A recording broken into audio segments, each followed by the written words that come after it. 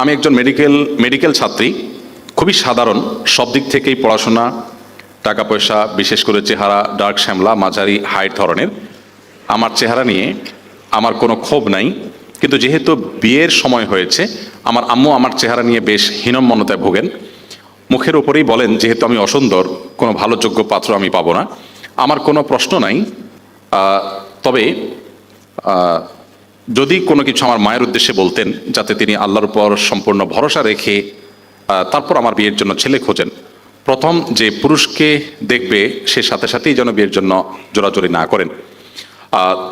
দেখুন, আপনারা তো অনেকে হেসে দিয়েছেন প্রশ্ন শুনে, কিন্তু এই প্রশ্নটি আমি এর আগেই পড়েছি। প্রশ্নটা পড়ে আমার কাছে বেশ খারাপ লেগেছে।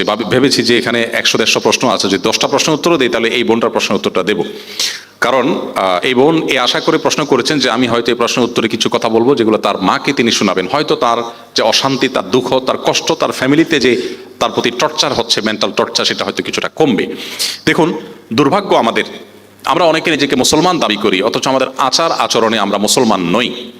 আমাদের প্রিয় নবী সাল্লাল্লাহু আলাইহি সাল্লামের সবচেয়ে কাছের, সবচেয়ে ভালোবাসার, সবচেয়ে আপন মানুষগুলোর মধ্যে থেকে একজন ছিলেন বেলাল রাদিয়াল্লাহু তাআলা আনহু। বেলাল রাদিয়াল্লাহু তাআলা আনহু কিন্তু একসময় কৃতদাস ছিলেন, আবার গায়ের রং ছিল কুচকুচে কালো, নিগ্রো। আবার তিনি কিন্তু আরবের মানুষ ছিলেন না, বাহির থেকে আসা মানুষ ছিলেন। এতগুলো তখনকার আরব, বিশেষ করে ইসলাম পূর্ব আরবের মানুষের মধ্যে যে মানুষের প্রতি ঘৃণা প্রকাশের যে কারণগুলো আছে, তার সবগুলো কারণ বিদ্যমান। এরকম একজন মানুষকে নবী সাল্লাল্লাহু আলাইহি সাল্লাম ভালোবাসার জায়গায় স্থান দিয়েছেন, তার মসজিদে মুয়াজ্জিন হিসাবে নিয়োগ দিয়েছেন, সম্মানের জায়গায় তাকে বসিয়েছেন। এটাই ইসলাম। অতএব কারোর চেহারার অসৌন্দর্য বা চেহারা কাটিং ভালো না, বা গায়ের রংটা হয়তো শ্যামলা বা কালো, এই কারণে কাউকে যদি তাচ্ছিল্য করা হয়, তাকে যদি অপমানকর কথা বলা হয়, মন খারাপ হওয়ার মতো কথা বলা হয়, সেটা যদি খোদ বাবা মাও বলেন, তাহলে এই বাবা মা আল্লাহর কাছে পাপিষ্ঠ এবং অপরাধী হিসাবে বিবেচিত হবে। এমন কিয়ামতের ময়দানের বিচার হবে। মেয়ে হয়েছে দেখি যা তা বলবো, ছেলে হয়েছে দেখি যা তা বলবো, এত সহজ না। আল্লাহ তাআলা বলেছেন, মা ইয়ালফিযু মিন কাওলিন ইল্লা লাদাইহি রাকীবুন আতীদ। মানুষের দুই ঠোঁট দিয়ে যা কিছু উচ্চারণ করে সে সবকিছু সংরক্ষণ করা হয়। হয় নেক আমলের পাল্লা উঠবে, আর না হলে বদ আমলের পাল্লা উঠবে। আল্লাহর কাছে জবাবদিহি করতেই হবে যদি আপনার মুখের কোনো কথা দিয়ে কাউকে কষ্ট দিয়ে থাকেন। এজন্য কাউকে তাচ্ছিল্য করা এটা এত জঘন্য বিষয়। কারো সম্পর্কে বাজে মন্তব্য করলেন, এত জঘন্য বিষয়। আল্লাহ বলেছেন, তাহসাবুনাহু হাইয়িনা ওয়া হুয়া ইনদাল্লাহি আযীম। আল্লাহ কোরআনে বলেছেন, তোমরা এই জাতীয় বিষয়গুলোকে খুব তুচ্ছ মনে করো, যে একটু কি হলো আর এটুকু বললাম, অথচ এটা আল্লাহর কাছে মহা অপরাধ, জঘন্য অপরাধ। মনে রাখবেন, অনেক বাবা মা আছেন সন্তানদের প্রতি ভালোবাসার জায়গা থেকেই এ ধরনের তুচ্ছ তাচ্ছিল্য সন্তানদেরকে করেন। মোটেই জায়েজ নেই, মোটেই জায়েজ নেই। বাবা মা হিসাবে সন্তানকে আরো বেশি সান্ত্বনা দিবেন, তাকে আরো বেশি সাহস যোগাবেন এবং আল্লাহর প্রতি ভরসা রাখবেন। ইমানদার কখনো আল্লাহর প্রতি নিরাশ হয় না। আমি এই বোনকে বলতে চাই, আপনার মায়ের এই কথায় আপনি মনক্ষুণ্ণ না হয়ে এটি আল্লাহর পক্ষ থেকে পরীক্ষা হিসাবে আপনি গ্রহণ করেন। মনে রাখবেন, পার্থিব জীবনটাই যদি সবকিছু হতো, তাহলে তো আর আমাদের পাওয়ার কোনো জায়গা ছিল না। কিন্তু অ্যাজ এ মুসলিম আমরা মনে করি যে পার্থিব জায়গাটাই সবকিছু নয়, আমার আসল জগৎ রয়েছে মৃত্যুর পর, অনন্তকাল, আখিরাতের জগৎ। সো দুনিয়ার জগতে যদি আমি অপমানিত হই, লাঞ্ছিত হই, আমাকে যদি হীনমন্যতা ভুগতে হয়, আমাকে যদি মানুষ ইগনোর করে, আমাকে যদি কেউ পাত্তা না দেয়, সমাজে আমার কোনো গুরুত্ব না থাকে, কিচ্ছু আসা যায় না। আমার যদি জান্নাতটা হয়ে যায়, নিজের অনন্তকালের সুখের ঠিকানা হয়ে যায়। এর বিপরীতে যার আল্লাহর প্রতি বিশ্বাস নাই, সে তো দুনিয়াতেই সবকিছু মনে করে। দুনিয়াকে সবকিছু মনে করার কারণে দুনিয়ার কোনো কিছু না পাইলে সে ডিপ্রেসড হয়ে যায়, সে পাগল পড়া হয়ে যায়, তখন তার আখিরাতের প্রতি কোনো ভরসা নেই। অতএব আমি আপনাকে বলবো, আল্লাহর প্রতি ভরসা রাখেন এবং সবর করুন। এবং শেষে আপনার মাকে আমি বলতে চাই যে আল্লাহকে ভয় করবেন। সন্তানের আল্লাহ প্রদত্ত কোনো কিছুর কারণে সন্তানকে তুচ্ছ তাচ্ছিল্য করলে, তার মন খারাপ হওয়ার মতো কথা বললে, এটা নিজের ঈমানের দুর্বলতার প্রকাশ এবং কবিরা গুনাহ। আল্লাহর কাছে কিয়ামতের ময়দানে জবাবদিহি করতে হবে এবং এর জন্য শাস্তি পেতে হতে পারে। এই জন্য আল্লাহকে ভয় করবেন। আমি ছোটবেলা থেকে অনেক ধার্মিক ছিলাম, কিন্তু কলেজে ওঠার পর মনে অনেক চিন্তা চলে এসেছে, যা বেশিরভাগ পশ্চিমা বিশ্ব থেকে অনুপ্রাণিত। আমি সালাত ঠিক মতো আদায় করতাম না, কাজা করতাম, পরনিন্দা, গীবত এর মতো নন ইসলামিক কাজে লিপ্ত ছিলাম। মাঝে মাঝে ইসলামের সত্যতা ও অস্তিত্ব নিয়ে প্রশ্ন আসতো, নাউজুবিল্লাহ। কিন্তু আমি এখন পুরোপুরি ইসলামের পথে ফিরতে চাই। জানি না আল্লাহ আমাকে কবুল করবেন কিনা। বুঝে শুনে এমন ভুল করার পরেও আমাকে দয়া করে দিক নির্দেশনা দিবেন। এই প্রশ্নকর্তাকে আমি বলতে চাই যে আমাদের শিক্ষা ব্যবস্থাকে এমনভাবে ঢেলে সাজানো হয়েছে, এমনভাবে গড়ে তোলা হয়েছে যে আমাদের শিক্ষা ব্যবস্থার একবারে লোয়ার লেভেল থেকে নিয়ে একেবারে সর্বোচ্চ পর্যায় পর্যন্ত যদি কেউ পড়ে চলে যায়, সে স্বয়ংক্রিয়ভাবে আধা নাস্তিক হওয়ার পথে সে চলে যাবে। ডিজাইনটাই সেভাবে করা হয়েছে। দুর্ভাগ্যজনক একটা বাস্তবতা। আমি একটি কথা বিভিন্ন জায়গায় বলার চেষ্টা করি, আপনাদের কাছেও আরজ করতে চাই। গত 50 বছর যাবৎ এদেশে একটা ট্যাবলেট খাওয়ানোর চেষ্টা করা হয়েছে, সেটি হলো রাষ্ট্র থেকে, সব কিছু থেকে ধর্মকে আলাদা করে ফেলতে হবে, ধর্মকে ঠেলে মসজিদে ঢুকিয়ে দিতে হবে, এর বাইরে কোথাও ধর্ম থাকবে না। তাহলে কি হবে? তাহলে দেশটা শূন্য হয়ে যাবে। এই স্বপ্ন আমাদেরকে 50 বছর যাবৎ দেখানো হয়েছে এবং এভাবেই 50 বছর যাবৎ দেশ চলেছে, যে ধর্ম ঠেলে দূরে রেখে দাও, তাহলে দেশ উন্নত হয়ে যাবে, দেশ শূন্য হয়ে যাবে। আমার প্রশ্ন হলো, এই 50 বছরে দেশ কোন জায়গায় গিয়েছে এই ধর্মকে দূর দূর করে? এই প্রশ্নটি এখন জোরালোভাবে রাখা দরকার এই আইডিওলজি যারা আমাদেরকে দিচ্ছে, খাওয়াচ্ছে, গিলাচ্ছে তাদের প্রতি। আমি এর বিপরীতে মালয়েশিয়াকে আমি রাখতে চাই।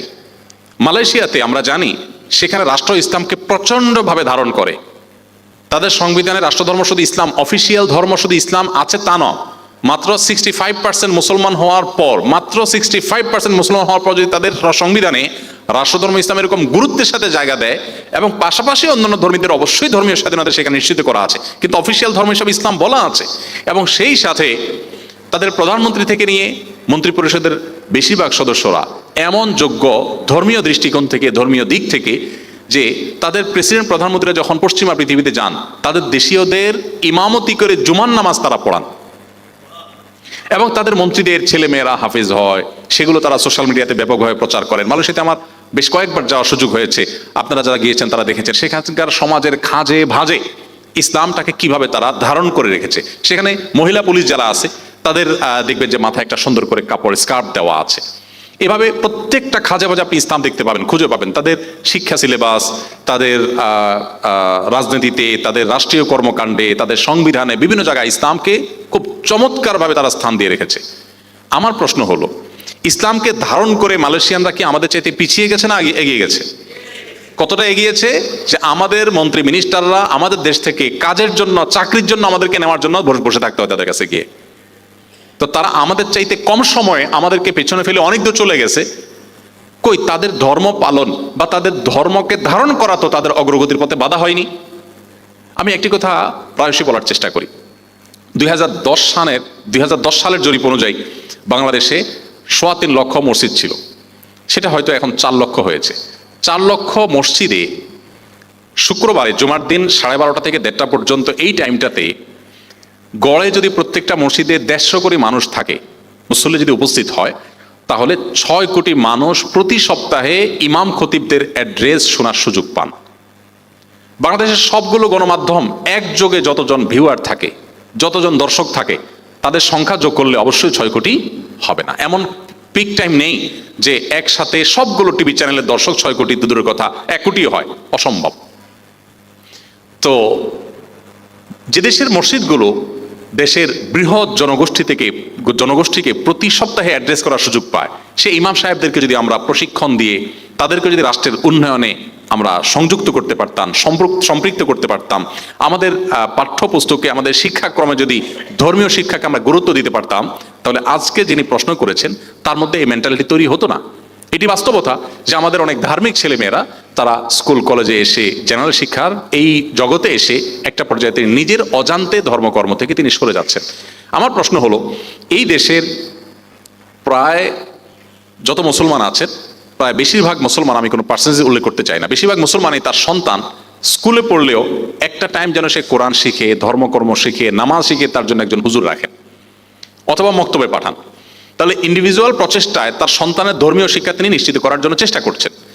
যদি আমাদের পাঠ্যক্রমের মধ্যে, যদি আমাদের শিক্ষা সিলেবাসের মধ্যে ধর্মীয় শিক্ষা পর্যাপ্ত, যতটুকু প্রয়োজন ততটুকু যদি থাকতো, আমি বলছি না যে আমাদের পাঠ্যক্রমকে একেবারে ইসলামিক করে ফেলান, সবাই আলেম হয়ে যায়, সেটা বলছি না, যতটুকু তার ধর্মীয় শিক্ষা প্রয়োজন ততটুকু যদি থাকতো, তাহলে রাষ্ট্রের, জনগণের ব্যক্তিগত প্রচেষ্টায় যে সন্তানকে নিয়ে যেতে হচ্ছে, নিয়ে আসতে হচ্ছে, আলাদা হুজুর রাখতে হচ্ছে, আলাদা মক্তবে পাঠাতে হচ্ছে, এই কাজগুলো করা লাগতো না, এগুলো আমাদের বেঁচে যেত।